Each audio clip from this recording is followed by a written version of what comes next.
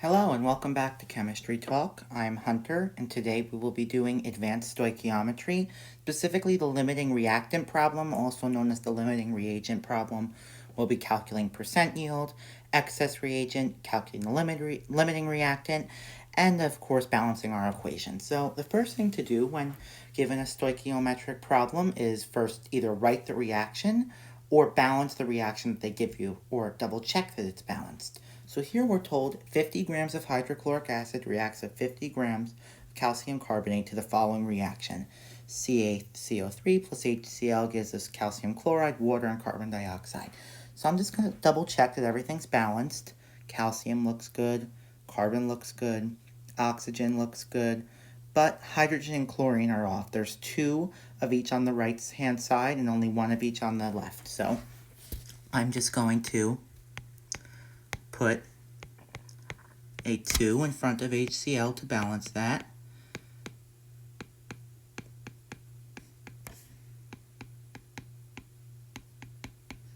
Okay, so that's our balanced reaction. So I'll leave that up there. And let's move down to our fun questions. Okay, first question, which reactant is the limiting reactant? All right, the dreaded question has the most weight and is very important for you to find out because it's going to affect how we do the rest of the problem. So a couple ways to go about this. You know, there's long ways, there's short ways, there's somewhere in between. So I'm going to try to give you something somewhere in between that is effective and it works as long as you do it correctly. So let's look at this. We're given 50 grams of hydrochloric acid. That's the first thing we're given. So I'm going to pick a product and convert to moles of that product to see how much we can make with each reactant to determine which one is limiting. So I'm going to start with 50 grams of hydrochloric acid. Okay, using the molar mass, which we should be able to calculate by now, we find it to be 36 grams. If you are having trouble calculating the molar mass, try my other video where we focus on calculating molar mass. And now I'm going to convert it to a product. I'm going to use calcium chloride right here. And I'm just going to use the mole ratio. 2 mole HCl gives us 1 mole of calcium chloride. And when you do that reaction and you calculate it, you find it to be 0.6785 mole. And that's calcium chloride. Okay, so that's how much we get with 50 grams of hydrochloric acid, but how much can we get with 50 grams of calcium carbonate? So, same process, just different molar mass and mole ratio. So 50 grams calcium carbonate, 1 mole has 100 grams, and it's a 1-to-1 ratio. So 50 divided by 100 is 0.500 moles. Now, which one is going to limit our reaction? Well, this calcium carbonate has the smaller number, meaning that we could have 50 grams of calcium carbonate and 2,000 grams of hydrochloric acid. No reaction is going to happen anymore because we're going to run out of this quicker because that is our limiting reactant. So the answer to this problem is calcium carbonate is the limiting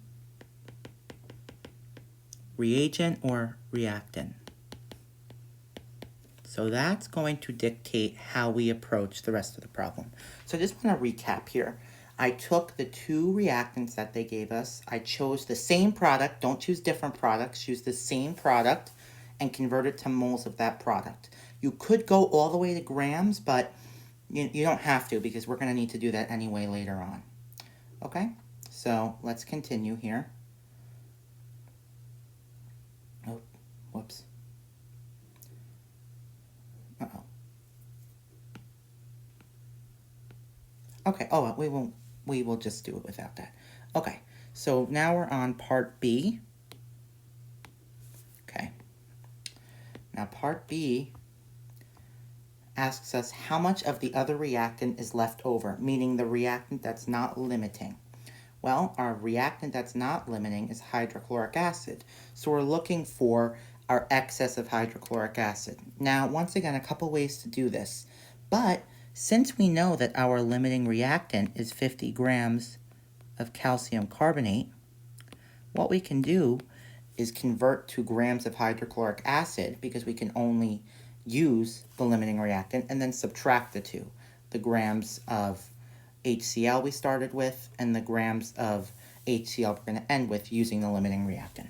So 1 mole has 100 grams, and we know that if we have 1 mole of calcium carbonate, using the chemical equation right here, we'll have 2 moles balanced once it's balanced. That's why it's very important to balance, because this would be wrong if you didn't balance, of HCl. And we know that 1 mole of HCl has 36.5 grams. So we find out that we are able to make 36.5 grams of HCl. It's just a coincidence that that's what the last number has to be. And what did we start with? Well, we started with 50 grams of HCl. So we're going to take the difference to find the amount of product in excess. And we get that 13.5 grams of HCl is left over / in excess. That's another way that it can be asked. Okay, so those are our 2 big parts of the problem. You know, there's some other stuff that we got to take care of now. Moving down here. Sorry, my iPad's acting a little crazy today. Okay, now we're going to do part C, and that is to determine the theoretical yield of calcium chloride. Okay, what does that mean? Let's break it down. Well, per our reaction, we were able to find out that we can only make 0.500 moles of calcium carbonate. But what should we be able to make with the reaction, with the amount of reactant that we were given? So all we're going to do is go an extra step here and convert our limiting reactant to grams, because that's the most amount of product that we can make. So let's go down here.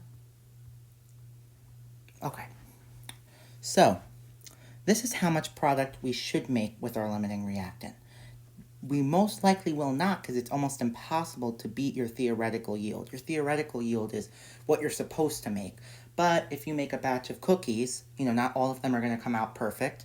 So you're not going to make a dozen cookies. You might only get 10 cookies, but you're supposed to make 12. So that's what the percent yield is. But let's calculate the theoretical yield. So let's use our limiting reactant, 50 grams of calcium carbonate. We know 100 grams are in 1 mole. We know the mole ratio is a 1-to-1 ratio. And we know that 1 mole of calcium chloride, because that's the product that we're trying to make, is 111 grams. So it turns out we make 55.5 grams of calcium chloride. Well, that's nice. We're supposed to make 55.5 grams, but unfortunately, per our reaction, we're only able to make 50 grams because 50 grams is the limiting reactant. It's in limiting. So, and it would be the same case for HCl because it's also 50 grams, but it's not the limiting reactant. But we're only able to make 50 grams. So this comes to our next question, is if 50 grams of calcium chloride was actually produced, okay, what is the percent yield? All right, so they're telling us that 50 grams of calcium chloride was actually produced. You know, I was interpreting the problem, but they're going to flat out tell us it's 50 grams. So now we just have to use our percent yield formula. What is that? Well, it is actual yield over theoretical. And to get the percent, you times it by 100. So what did we actually make? We actually made 50 grams, but we were supposed to make 55.5 grams. So 50 divided by 55.5 times 100 is 90.1%. And honestly, that is not too bad. Some of these problems you might get 2%. So 90.1% is not bad. So this is your most basic limiting reactant problem you can get. They can get harder from here, but make sure that you understand the basic concepts that we just did. Find the limiting reactant, find how much is in excess, find the theoretical yield, and calculate the percent yield. Always use what they tell you is actually produced. Don't always interpret. But in this case, they told us. So hope this helps. If you have any questions about this topic, it's a little bit more challenging. Feel free to leave a comment. Any other topics you'd like me to cover, leave a comment, and I appreciate you watching.